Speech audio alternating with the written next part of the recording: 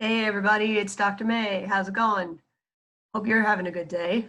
I have a new one for you today. This one is incorporating the concept of emotional intelligence, which was created by Daniel Goleman. And I'm going to explain what that is and the different aspects of that and how you could use DBT skills to improve your emotional intelligence. Okay, so we're integrating some different concepts today. So I hope you like it. Let me get this up for us. Okay, here we go. All right, so I guess I'll title this Emotional Intelligence and DBT because we're gonna merge them together. So there's 5 main areas of emotional intelligence, all right, and we're gonna go over all these one by one. But just as a summary in the beginning, so it involves self-awareness, self-regulation, motivation, empathy, and social skills, okay? And overall, they would define emotional intelligence as the ability to identify, use, understand, and manage emotions in an effective and positive way. If you've been through DBT before, does that sound kind of familiar? Right? Because we have an emotion regulation module, and the goals of that is actually kind of similar, right? But there's actually a variety of DBT skills we could use to cover these different areas of emotional intelligence, right? So if you came to DBT, chances are you're struggling with emotion intelligence and emotion regulation. So improving that is going to change a whole lot of other things in your life too. Because when your emotions are out of whack, it affects your behavior, your relationships, the way you feel about yourself, all kinds of things, right? So let's talk about emotional intelligence, shall we? All right, here are some benefits. So this is the why bother, the motivational part. So people who are emotionally intelligent, tend to actually have better physical and psychological health. Now, I'm sure the psychological part is pretty obvious, but think about how wearing stress and emotions can be on our body, right? And all the physical symptoms that sometimes come along with the intense emotions we feel. So when we are more emotionally intelligent and regulate our emotions better, our physical health starts to improve. So that's a nice plus. We also tend to be more resilient and able to handle stress better. So what does resilience basically mean? Kind of bouncing back from stressful situations so they don't drag us down and create more problems for us, that we actually learn to, gain something from it, maybe gain some meaning or lessons, and then use that to improve ourselves. Okay, so that's all part of resilience. People who are emotionally intelligent tend to be better at school and work. So it's not just about your IQ, it's about your EQ, right? They say that some people who are very successful just have average intellect, like cognitive intellect. But when they're really emotionally intelligent, they tend to succeed a whole lot better. And they say that's true even in professions where you think it wouldn't count so much, like people who are engineers or work on computers. It still pays, even in those less social, let's say, professions. All right. And of course, it leads to better relationships because you need to read yourself and other people effectively to regulate your emotions to have relationships that work for you. All right. So that's all the stuff that we can gain from this, right? Or probably even more, most likely. Okay, so this is the first component of emotional intelligence. So self-awareness, right? Being aware of ourself and our inner experience. So part of that has to do with knowing which emotions we're feeling and why, right? So we have to tune in and observe what we're feeling. So instead of pushing them away or running away from them or trying to cover them up with a target behavior, it's actually about saying, how do I feel today? Like the handout says, right? Also being aware of what is the bigger goal in my life, or what are my main values that are driving me forward in a larger way. That's often tied into wise mind, right? Because when we're aware of our wise mind values, it helps us to make decisions based on those values. So instead of just deciding and impulsively doing stuff in the spur of the moment based on what our feelings or impulses are telling us, it's like a wise mind awareness of like, what's the most important thing to me, okay? And also, it's about understanding that relationship between our thoughts, our feelings, our behavior, the kinds of things we say, what our body is feeling, all that interconnection, okay? And if you're familiar with DBT, these things should sound familiar because They're covered in several DBT skills. Now, I'm not sure if I'm completely comprehensive here. I tried to be, but if I left something out, let me know in the comments section. But think about self-awareness is very related to mindfulness, right? Because a good synonym for mindfulness is awareness. So you have to observe ourselves, perhaps put words to our experience with a describe, right? So if I tune into what I'm feeling and I say happiness, that's tuning in and putting a word to it, right? And also in the ABC Please, which is about reducing vulnerability to negative emotions, the A, accumulate positive emotions, talks about in the short term and the long term, right? So accumulate positives in the long term is about tuning into your values, developing goals based on those values, and then taking steps toward the goals. So that's very similar to what they just said here, right? Having a guiding awareness of your values and goals, right? And also, I guess, doing something about it, right? So that you could find a lot of that in the A from ABC Please. And also, we went over this diagram on the bottom right, and that's a guiding principle in a lot of the emotion regulation stuff that we do, where you kind of look at the interrelationship between the triggering events and vulnerabilities, which should be on there too, the thoughts, emotions, and body reactions that follow, which are all interrelated, and how all of those lead to action, urges, and then actions, right? So all that is part of the emotion regulation module. So definitely check that out if you want to improve your self-awareness. Okay, so next one, self-regulation, okay? So it's about what it sounds like, regulating yourself, regulating your emotions, regulating your impulses, and making sure they're kind of in a medium zone where they're not getting too out of whack and creating problems for us, all right? Not too intense, not too shut down, somewhere in the middle where we can observe them and, you know, manage them appropriately, and then have behaviors that are effective that follow from them, right? So therefore, staying composed, positive, and unflappable under stress, very related to the resilience concept. Sometimes in mindfulness, they talk about equanimity.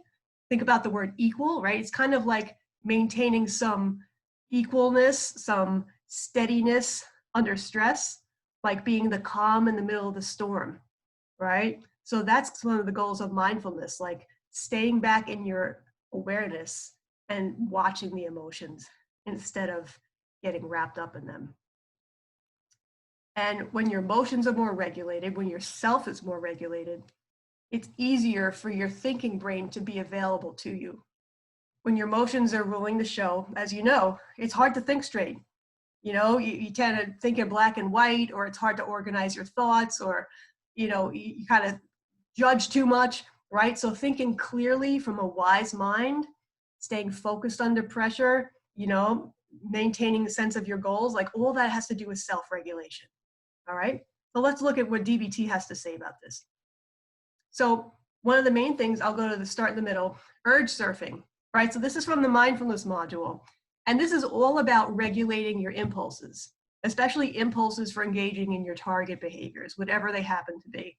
So it's about observing the urge rather than acting on it.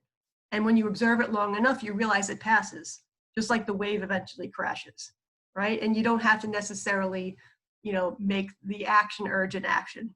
Just leave it at the urge, okay? Then distress tolerance. Almost every distress tolerance skill has to do with self-regulation and keeping us in that so-called window of tolerance. So that's like the space where we could deal with stress without, you know, doing things that make it worse, right? So engaging in target behaviors and so forth. So the stop skill, right? Just stopping your tracks before you act out. Thinking of the pros and cons and the consequences could kind of help us make better decisions and stay regulated. Distracting ourselves so we're not overwhelmed by the stress. The tip skill and the self-soothe skill, which are all about the mind-body connection. So regulating your body so you can regulate your emotions, your self-regulation, right? And also, of course, emotion regulation, right? Several of the emotion regulation skills are all about that, right? You could say emotions are kind of part of your self-expression. So reducing vulnerability to negative emotions with ABC Please. Opposite to emotion action. So instead of acting out from your emotions, you're doing the opposite, which makes your emotions smaller. Problem solving for emotions, which deals with the activating events and changing them so you don't get as upset to begin with. And doing things like checking the facts, So it's bringing a little reasonable mind in to counter your emotional mind. So all that helps with your self-regulation, right? See how this all fits together, right? It's very interesting. Okay, motivation.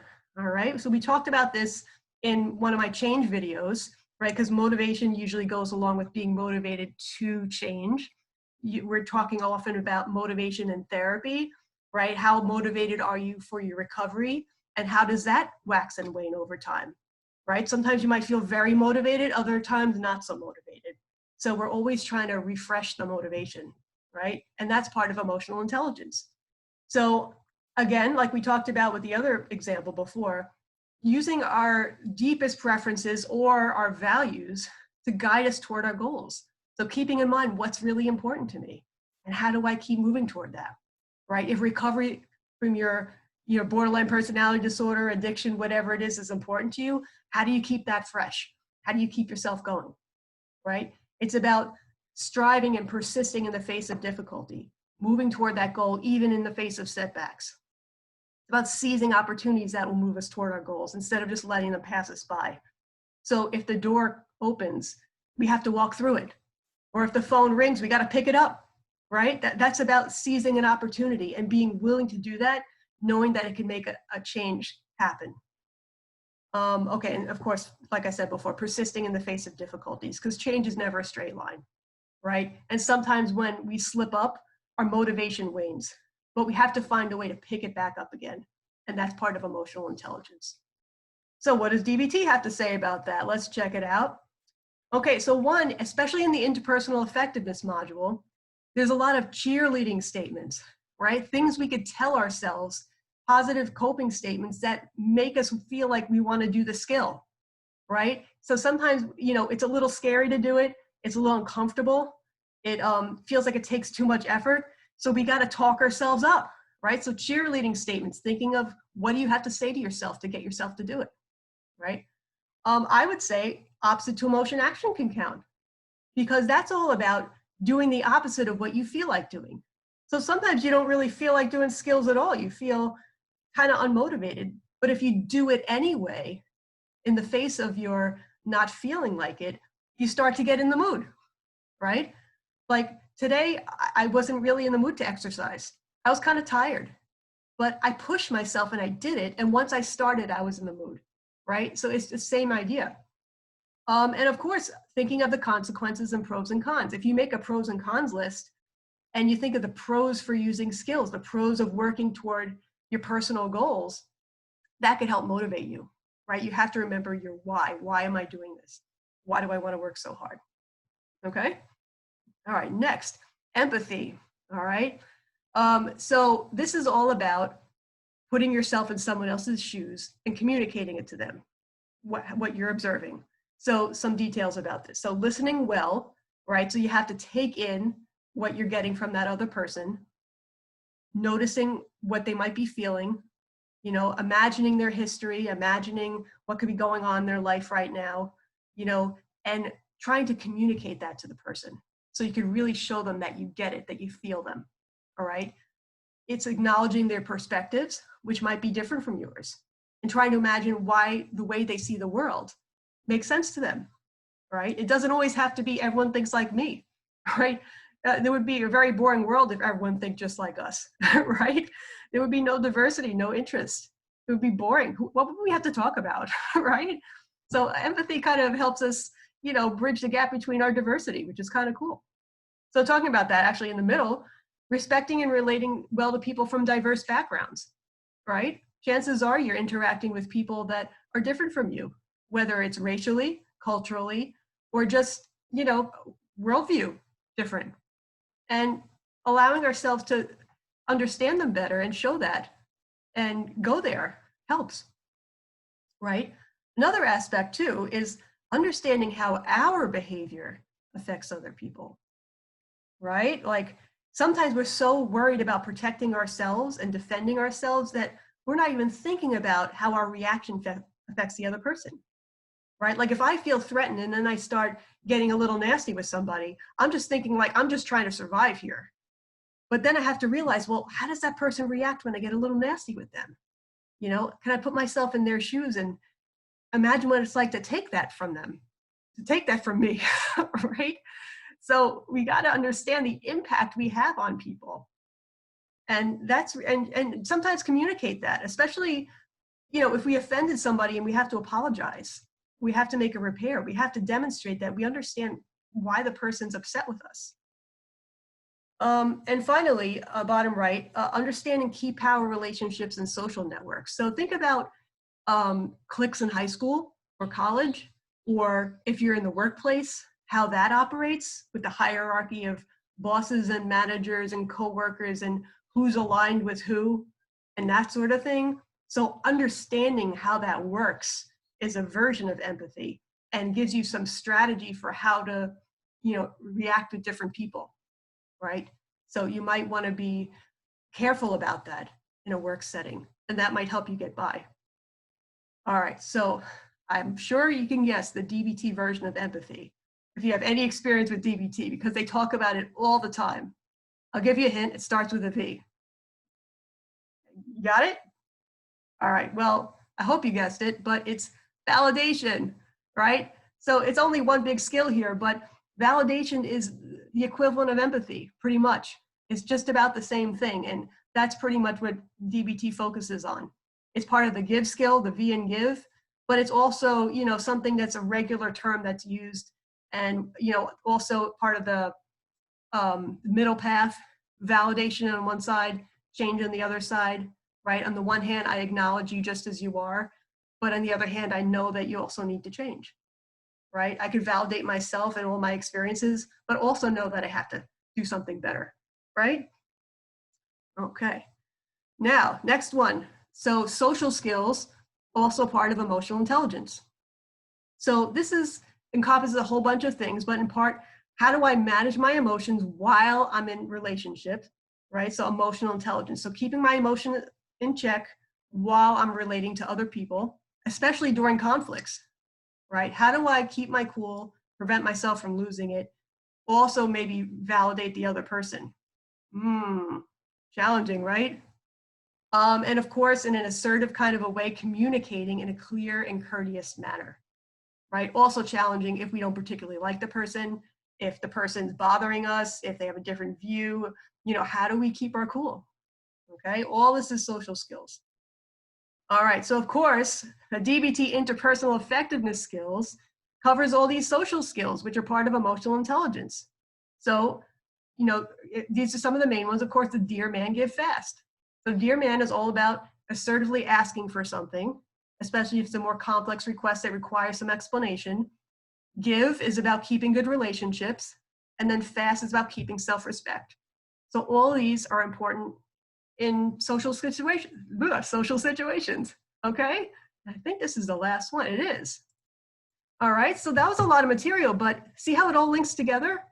So why not work on our emotional intelligence, right? I mean, it'll just serve us in a really positive way, and it's worth the effort. It's one of those goals and values we can keep in mind as we go on this journey, okay? So thanks for listening, and stay tuned for more soon, okay? All right, bye everybody.